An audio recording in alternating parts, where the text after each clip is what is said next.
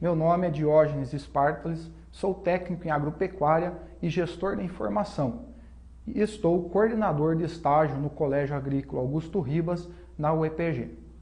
Durante esta unidade, estudaremos os seguintes assuntos. Primeiro, espaçamentos utilizados nas diferentes espécies. Segundo, tratos culturais. Terceiro, manejo de insetos e doenças. Quarto, rotação de culturas.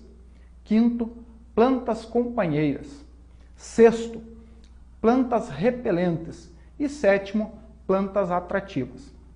Primeiro, espaçamentos utilizados nas diferentes espécies.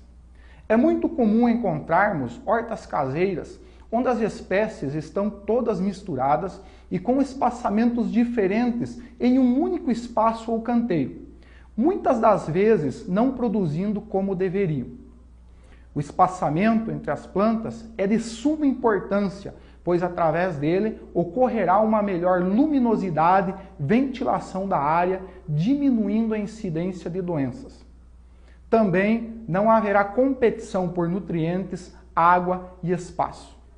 Assim, a planta se desenvolverá de forma harmoniosa uma com a outra. O espaçamento deve ser observado em canteiros e covas.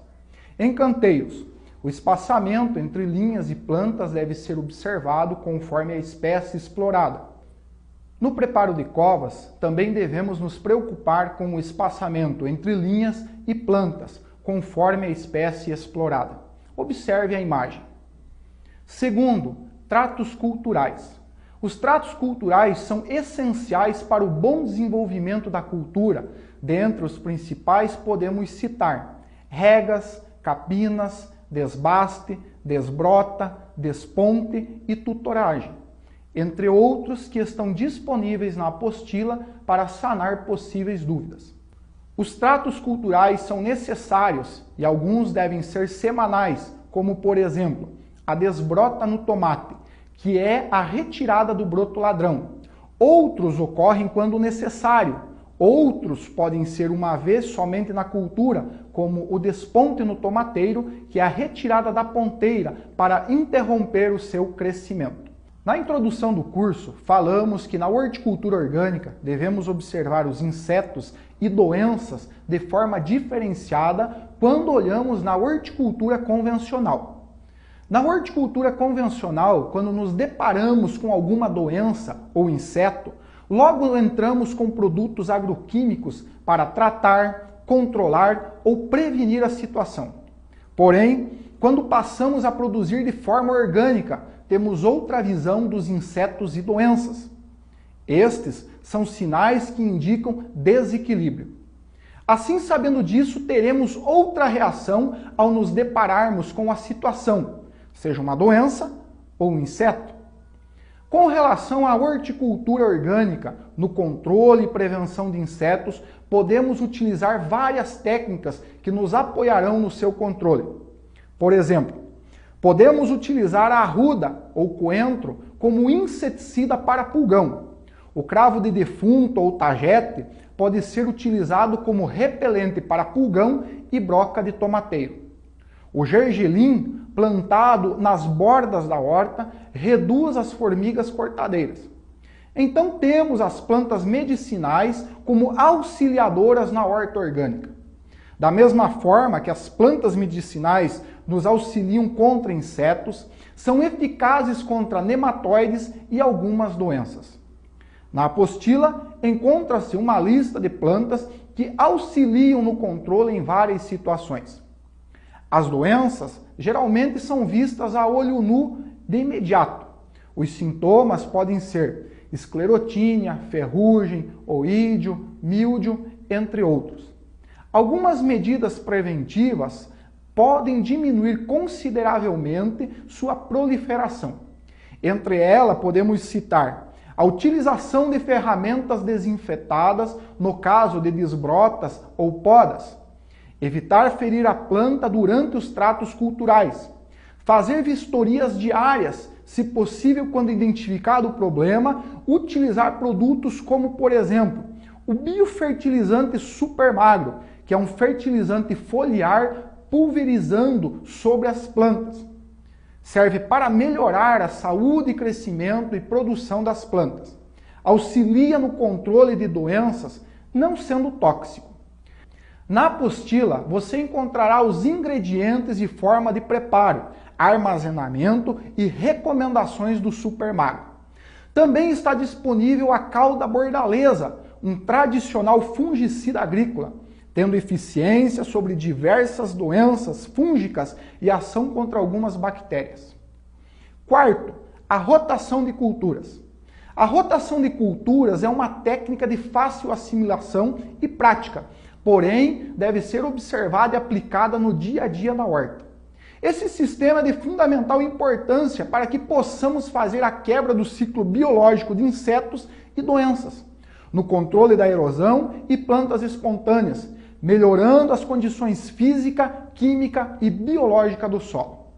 Para realizarmos a rotação de culturas, precisamos observar alguns pontos, que são a família que pertencem, a profundidade de exploração das raízes, entre outros que estão disponíveis na apostila.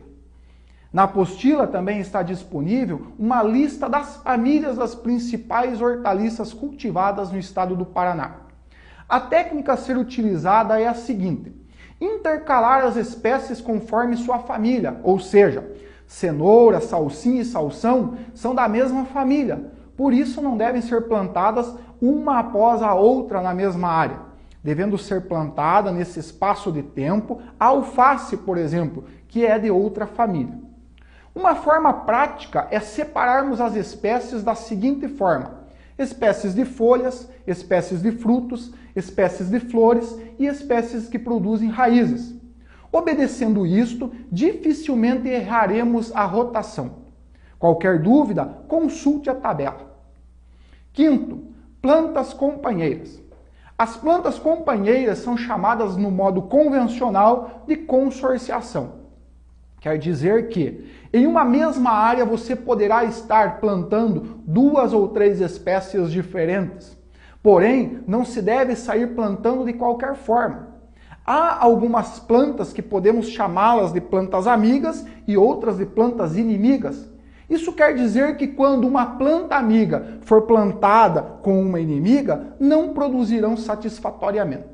Por exemplo, não podemos plantar alface junto com pepino, salsa e aipo. Ou ainda tomate junto com pimenta, batatinha, ervilha, pepino e batata doce. Porém, se plantarmos alho juntamente com alface, beterraba, cenoura, tomate e salsa, teremos bons resultados.